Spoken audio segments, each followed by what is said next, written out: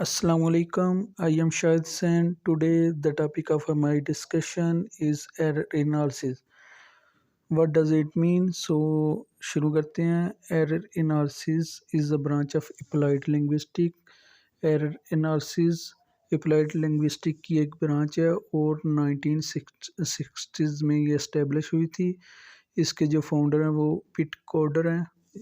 और error analysis का काम क्या है? Error analysis is the study of errors made by the second and foreign language learners.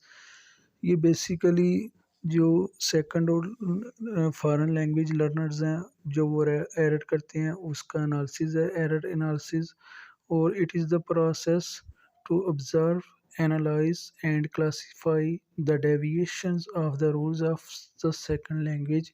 जो हम सेकंड लैंग्वेज में हम एरर्स करते हैं.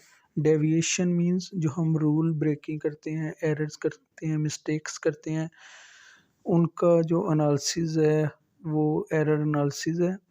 एरर एनालिसिस का काम यह है कि गलतियों जो हम एरर्स करते हैं, मिस्टेक्स करते हैं, उनको पॉइंट आउट करना. और ये जो एरर्स हैं ये ग्रामेटिकल एरर्स भी हो सकती हैं, फोनोलॉजी का लेवल पे भी हो सकती हैं और उसके अलावा सिंटैक्टिक एरर्स भी हो सकती हैं. सो बेसिकली जो एरर एनालिसिस का कंसेप्ट है, जो इसका फंक्शन है वो यही है कि to identify the causes of learners error. Students जो एरर करते हैं उनके जो वजूहात हैं उनको आइडेंटिफाई करना है. और ये जो ज़्यादा फोकस करती है ये लर्नर्स क्रिएटिव एबिलिटी, लर्नर्स की जो क्रिएटिव एबिलिटी है उन पे फोकस करती है. Now we will discuss about error and mistake. So there is a big difference here between error and mistake. Error is systematic deviation and mistake is random deviation. Error cannot be self-corrected.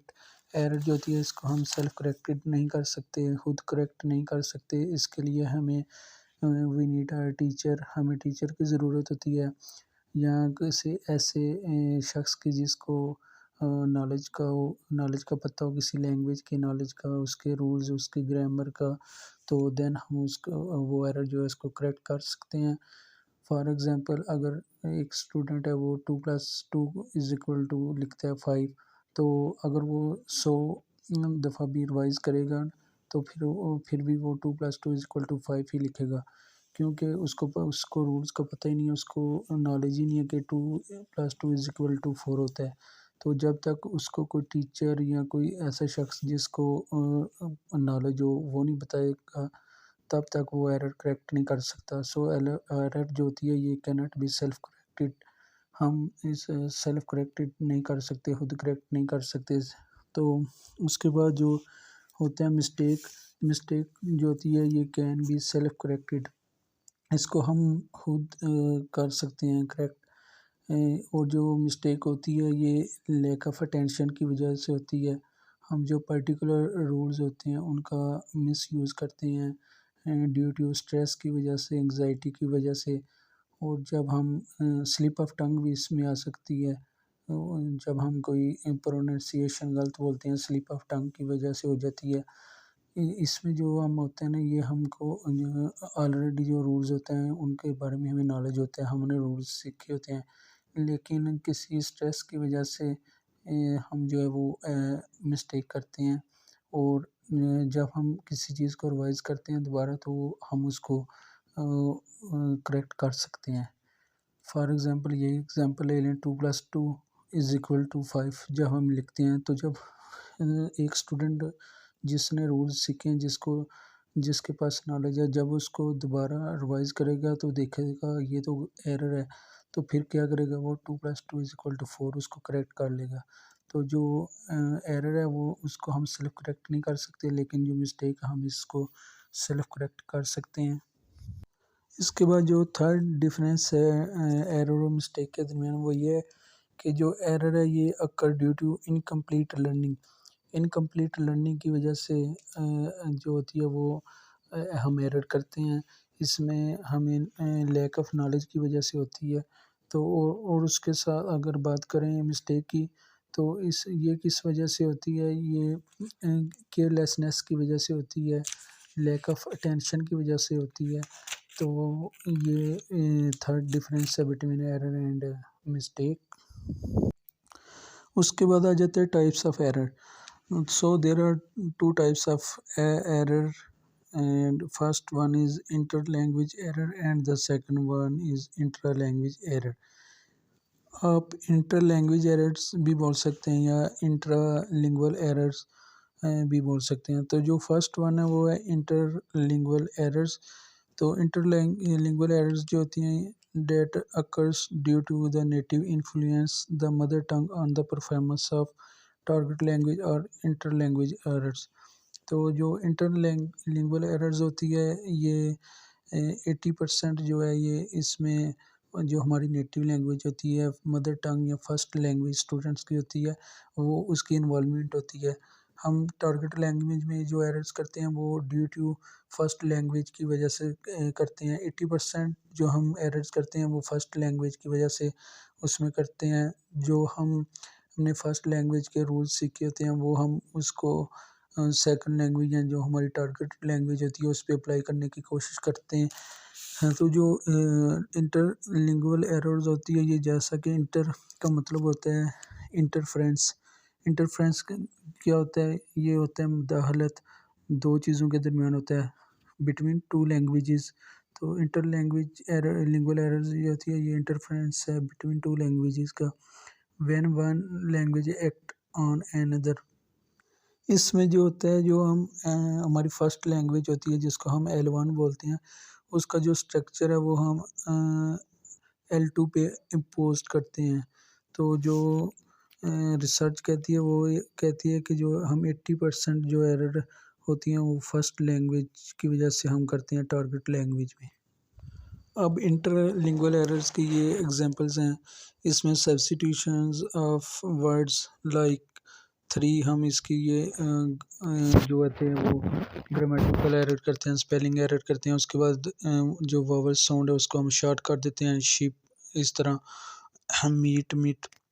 और उसके बाद जो transfer of the morphological elements हैं of L1 के वो है जैसे two pig took the role of leader. तो इसमें पिग्स आता है। तो ये इंटरलिंगुअल एरर्स हैं एरर्स की कुछ एग्जांपल्स हैं।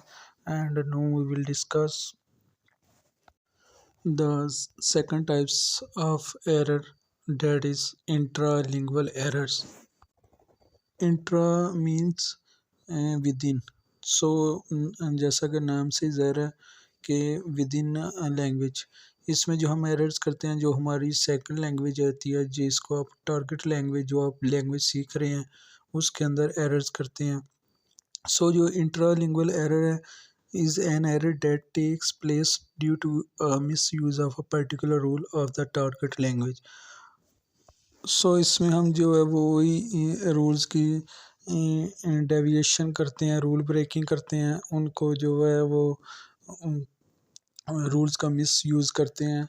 और ये जो एरर्स होती हैं इंट्रालिंगुअल एरर्स ये हम target with in the target language के अंदर करते हैं। और ये एरर्स जो होती हैं ये फोनोलॉजिकल एरर्स भी हो सकती हैं ग्रामेटिकल एरर्स जैसा कि एस और यस हम ये तो कॉमन मिस्टेक हम करते हैं सेंटेंसेस में।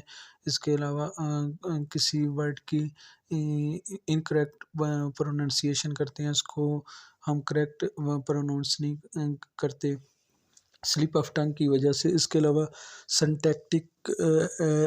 सिंटैक्टिकल एरर्स भी हो सकती हैं। तो ये इंट्रालिंगुअल एरर्स में आ जाता है। सो जो इंट्रालिंगुअल एरर्स हैं ये अपोजिट हैं इंटरलिंगुअल एरर्स के।